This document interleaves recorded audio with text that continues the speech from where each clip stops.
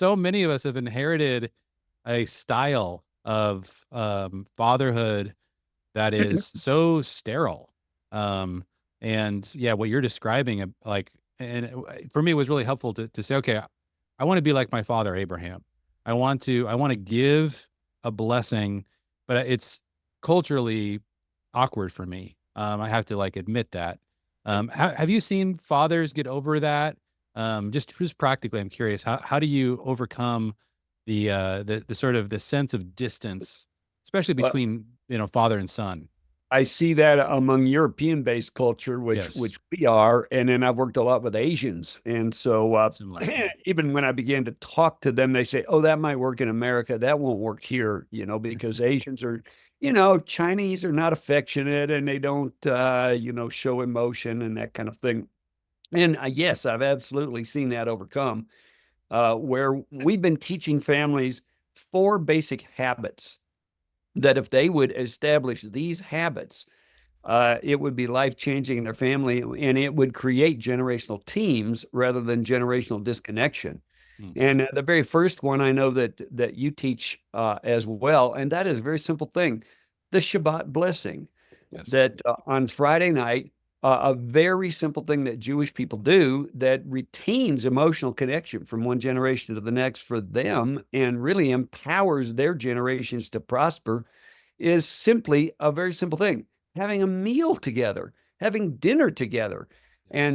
And they do it as a priority on Friday night. So it's people are not going to youth group, they're not going to basketball games. It's like, no, no, no, no, this is Shabbat. Yes. This is the family time. This is where we will gather as a family, and it is a priority. And they do it absolutely every single week. And and what we've been teaching is, first of all, would you look your wife in the eyes?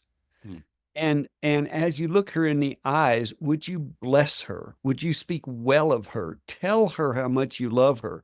Tell her how valuable she is, how precious she is, the things she does right, the things she does well, and do that in the presence of your children.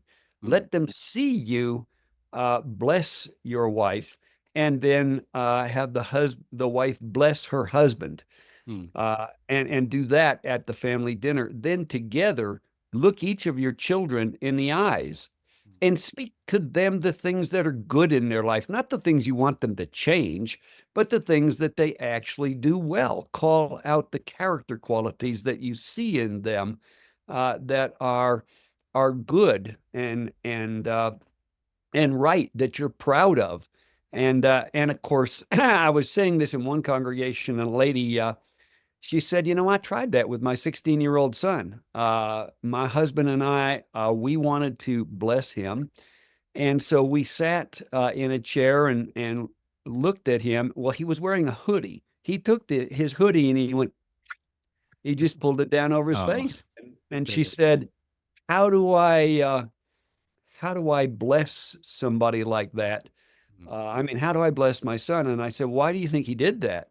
She said, I really don't know. I said, well, I can tell you why he did that because you wounded him and you've never made it right. mm, She said, well, I don't know how I wounded him. I said, well, here would be a key. Why don't you ask him? Just tell him, I sense that I've hurt you. Is that true? And if your heart is sincere, he'll open up and say so. Uh, and then ask him, what happened? How did I make you feel? And when he shares that, rather than everything within you is going to feel falsely accused. mm. And so you're going to want to defend and explain and justify, but don't do that.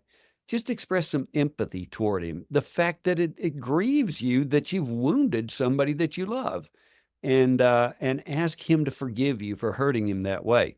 Mm. Well, I saw her another week later, and she said, we did that.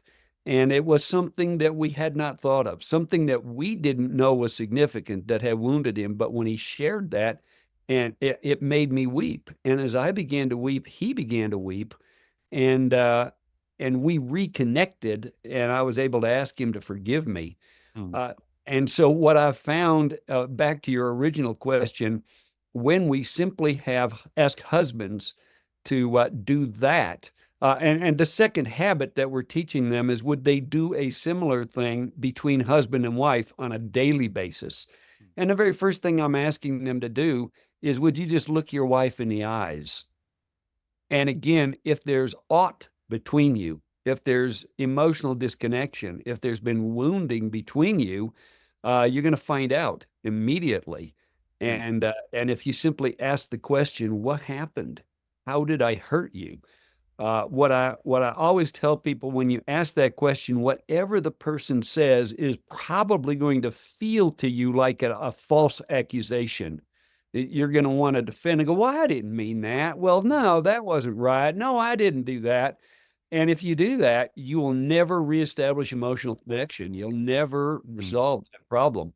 But if instead you'll ask, how did I impact you? How did that make you feel? Well, you made me feel like everything else is more important to you. All you care about is your ministry and your work and your friends and your money and your sports. And I mean nothing to you. And everything within you will come up with a list as a husband.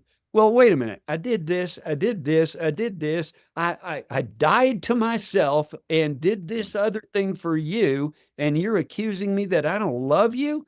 That's no, that's not right. If you do that, you will destroy that relationship. If Mm. instead you'll acknowledge the pain that you've caused another person and repent and ask them to forgive you, you'll reestablish emotional connection. And now you'll find that the feeling of romance is restored within a Mm. marriage. And if you learn that in a marriage, then you can do that with Yes. children. So the way that I've found that people break through, and this is true with the Asian people, Mm. as well as those of us who come from European or African background, the same thing. The moment you look somebody in the eyes, you're going to find out if there's an emotional disconnection. And if you Wow. fix that, if you repair that, then you can become a team again instead of being Yes. two isolated individuals.